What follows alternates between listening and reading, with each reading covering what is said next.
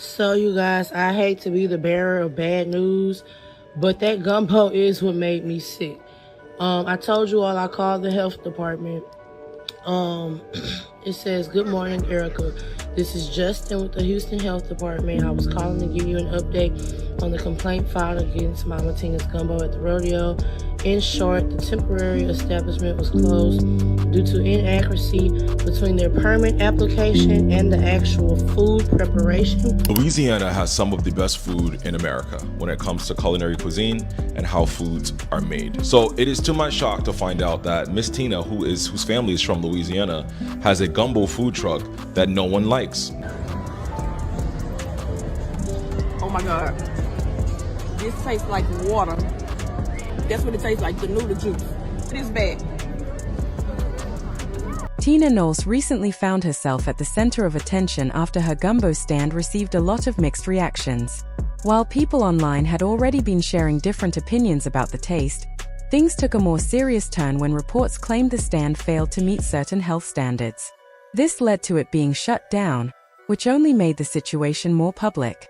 Despite the setback, Tina is not stepping away quietly. She appears determined to defend her name and her product. Surprisingly, some reports suggest she feels Beyonce did not support her enough during the criticism. That idea has added another layer of conversation, as people did not expect any tension between them. The whole situation started when Tina began selling her gumbo at a busy location, where crowds quickly formed. Many people were curious, partly because of her connection to Beyonce. For some, it felt like a chance to experience something linked to the famous family. Others were simply interested in trying a dish she had talked about for years. Tina had been building interest in her cooking for a long time, often mentioning it without actually selling it. So when she finally launched the stand, expectations were high. The strong reaction, both positive and negative, shows how much attention her name carries. Now, with everything that has happened, people are watching closely to see what she does next. Do you like spicy food? I do. I love spicy food. Yeah. I tried to make it not as spicy because I wasn't sure. You thought I might be a wimp? The food made a strong impression with its rich, traditional Creole flavors that felt both comforting and full of character. Every bite carried a deep, homemade taste that reflected true Southern cooking.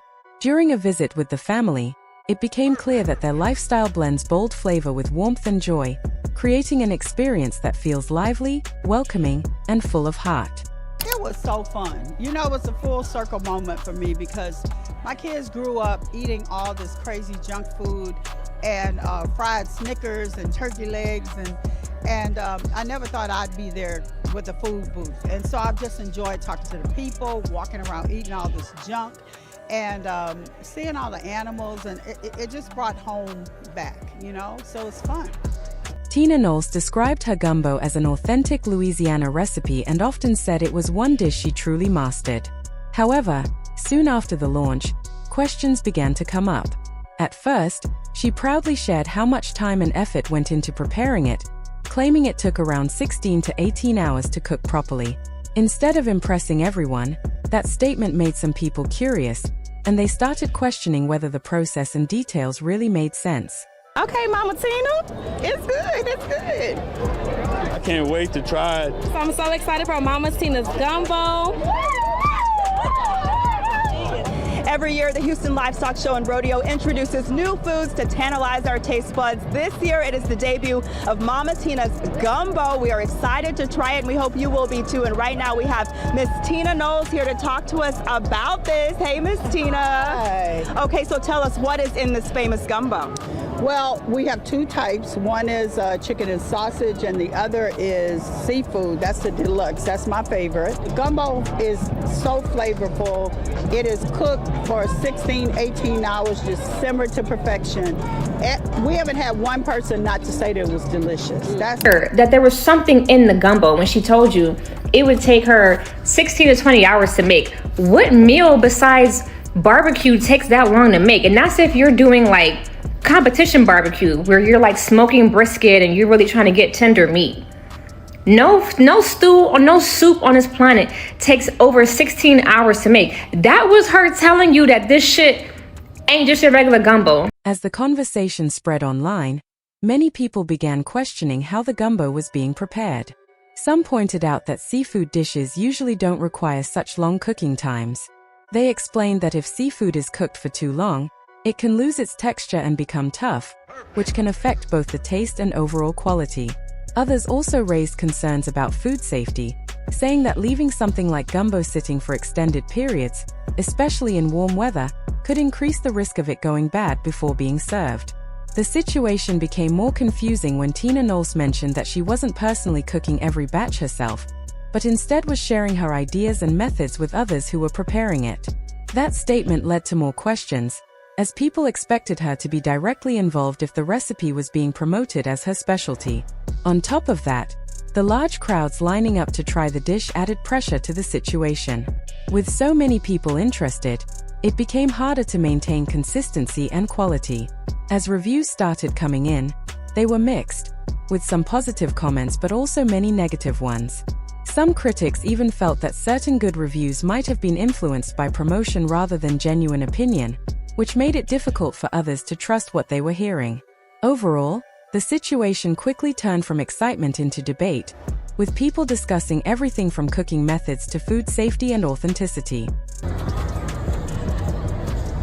Oh my God. This tastes like water that they added some. You know the seasoning for noodles? That's what it tastes like, the noodle juice. It is bad. Oh Lord, please, I can't. All right, I gotta go. It stink. It smell like burnt fish stuff. Like burnt fish stuff with gravy.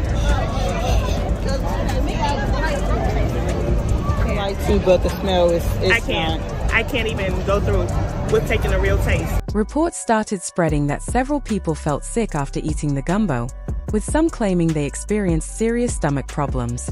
A few stories online even described extreme reactions, which quickly made the situation more alarming. Supporters of Beyonce defended her mother, saying it was unfair to blame one food stand when visitors at the rodeo were eating from many different places. Still, the situation became harder to ignore when the food stand was shut down by the local health department after complaints about safety practices. Since gumbo was the only item being sold there, many assumed it could be the cause. Inspectors reportedly found several issues, including preparing food in a location different from the approved kitchen and storing it in containers that did not meet safety standards. There were also concerns about how the food was cooled and handled before serving. Because of these problems, some customers needed medical attention after getting sick. This turned what started as a popular food trend into a serious controversy, raising questions about food safety and proper preparation. The reason why y'all sick is because y'all don't know what the fuck she put in that damn gumbo. And see, if you know anything about Lugo, you know that they last for 101 days. The curse lasts for at least 101 days. That means whatever the fuck going on with y'all stomach right now, you finna feel that shit for the next 2, 3, 4 months. And what's crazy is that y'all ran out there to buy this gumbo just because Tina Knowles' name is behind it. The situation kept getting worse, not better. Instead of taking responsibility and fixing the issues, Tina reportedly blamed the person who contacted the health department. That decision only made people question her even more. Then things took another turn when she brought Beyonce into the situation. She suggested that Beyonce's fans were part of the reason her food stand was facing so much criticism, which didn't sit well with many people online. One of the main reasons people were interested in the gumbo in the first place was because Tina promoted it as a family recipe that Beyonce and Solange Knowles grew up eating. At first, that connection created excitement and long lines, but once the complaints started, that same connection brought even more attention to the negative reviews.